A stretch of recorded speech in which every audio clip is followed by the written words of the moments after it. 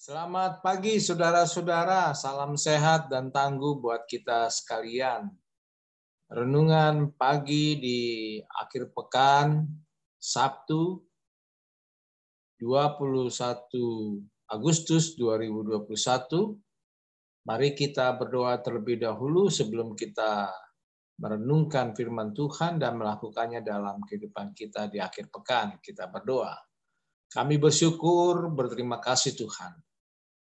Hari ini di akhir pekan kami mau membawa sukacita kami Tuhan di hadapan-Mu, dan kami mau belajar bagaimana bertumbuh, bertunas di pelataran bait-Mu Tuhan. Bimbing kami dengan Roh Kudus-Mu, dalam nama Yesus kami memohon. Amin. Saudara-saudara, renungan akhir pekan di pagi hari Sabtu ini bertajuk bertunas di pelataran Allah. Sabtu 21 Agustus 2021, teks bacaan diambil dari Mazmur 92 ayat 14 terjemahan baru Lembaga Alkitab Indonesia berbunyi demikian. Mereka yang ditanam di bait Tuhan akan bertunas di pelataran Allah kita. Saudara-saudara, apa yang ditanam di bait Allah? Tentu firman Tuhan dan kebenarannya. Kebenaran itu akan tumbuh dalam hidup orang percaya dan menuntun kita sampai memperoleh kehidupan yang kekal. Bait Allah atau disebut bait suci adalah tempat sakral. Tempat yang amat sakral di mana umat Tuhan bersekutu, menyembah, berdoa, memuji, dan memuliakan nama Tuhan. Sesuai dengan titah hukum Taurat yang keempat, mewajibkan setiap orang datang ke hadirat Tuhan untuk beribadah. Di mana bait Allah, tempat mereka dapat berjumpa dengan Tuhan, seraya mempersembahkan korban darah binatang. Nah, saudara-saudara, pembangunan bait Allah awalnya direncanakan Daud sebagai pusat peribadatan bagi seluruh orang Israel.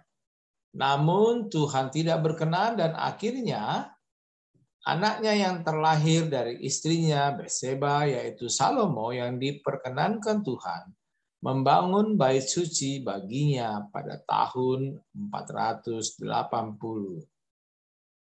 Sesudah orang Israel keluar dari tanah Mesir, yaitu tahun keempat sesudah Salomo menjadi raja atas Israel.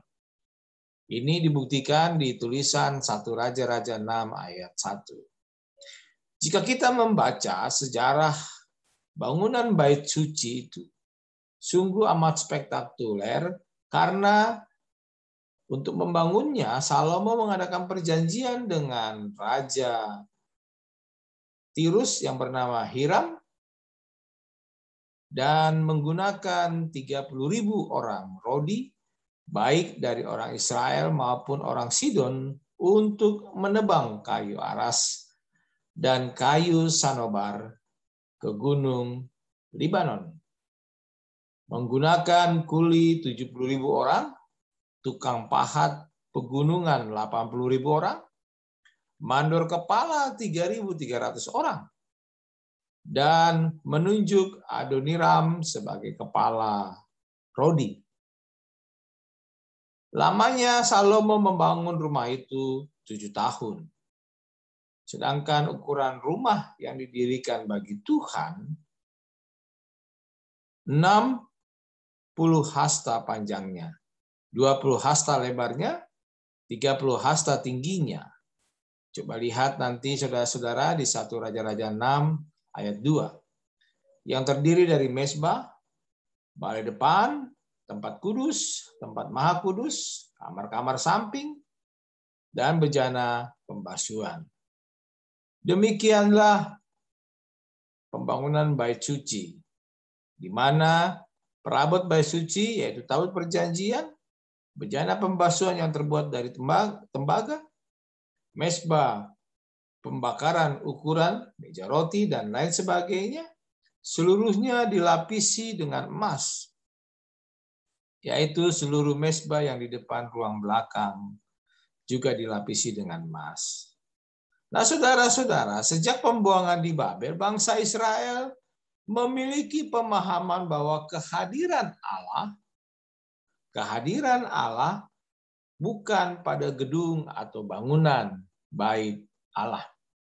Tetapi kehadiran Allah ada di dalam batin manusia. Kehadiran Allah tidak diikat oleh bangunan, tetapi ada pada hati orang yang mengimaninya. Nah, saudara-saudara, pada waktu pelayanannya, Yesus pernah berkata kepada murid-muridnya di Yerusalem, dengan menunjuk kepada bangunan bait Allah, ia berkata, kamu melihat semuanya itu. Aku berkata kepadamu, sesungguhnya tidak ada satu batu pun di sini akan dibiarkan tergeletak di atas batu yang lain. Semuanya akan diruntuhkan. Matius 24 ayat 2. Demikian juga dengan niat jahat tua-tua Yahudi, kaum Farisi dan Saduki, serta imam-imam kepala yang telah punya rencana membunuh Yesus dengan tuduhan keji bahwa Yesus telah menghujat Allah, melanggar adat istiadat bangsa Yahudi dalam pengajarannya hal kerajaan Allah. Perihal tuduhan itu, Yesus tidaklah gentar, bahkan berkata, rombak baik Allah ini, dan dalam hitungan 3 hari aku akan mendirikannya kembali. Yohanes 2 ayat 19. Ini tanda sinyal bahwa sekalipun bangsa Yahudi membunuh Yesus, dan memang itulah misinya, harus mati sebagai korban darah anak domba Allah untuk menebus dosa umat manusia. Sebab hanya dengan korban darah Yesus, maka manusia terbebas dari dosa satu kali untuk selama-lamanya. Karena itu, saudara-saudara, kepercayaan dan keimanan haruslah kita wariskan dari generasi ke generasi, turunan ke turunan, anak cucu kita, bahwa menyembah Yesus, memuji Yesus di pelataran bait Allah. Nah, saudara-saudara, marilah kita terus memuji dan menyembah Tuhan Yesus di pelatarannya. Sebab tubuh kita adalah bait Allah dan Roh Allah diam di dalam kita. Lihatlah surat 1 Korintus 3 ayat 16. Karena itu, saudara-saudara, gereja sebagai suatu bangunan bait Tuhan, tempat bersekutunya orang percaya, bisa dimakan usia atau sebab lainnya, sebagaimana bait suci yang dibangun Raja Salomo hilang tak berbekas. Akan tetapi, bait Tuhan yang hidup ialah tubuh kita sendiri, di mana Roh Kudus, Roh Allah, diam di dalam kita.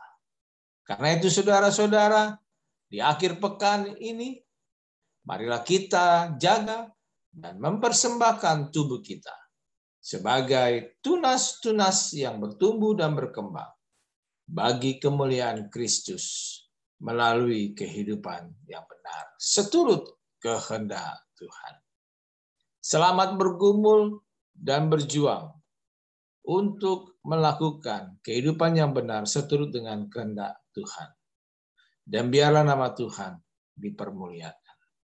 Tuhan memberkati Bapak, Ibu, Saudara-saudara di akhir pekan. Kita berdoa.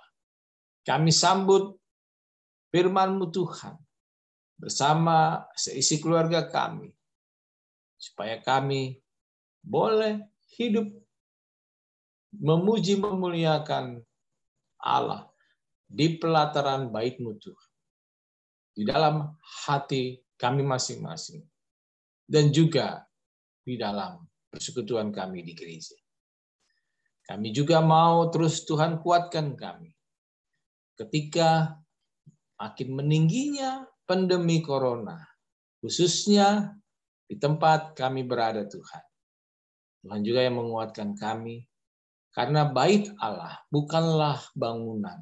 Bait Allah itu juga ada dalam hati kami masing-masing. Terpuji nama-Mu Tuhan, dalam nama Yesus kami telah berdoa. Amin.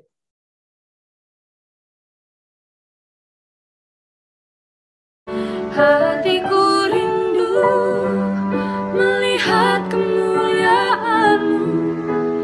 Hatiku rindu melihat curahan kuasa-Mu di tanah tercinta.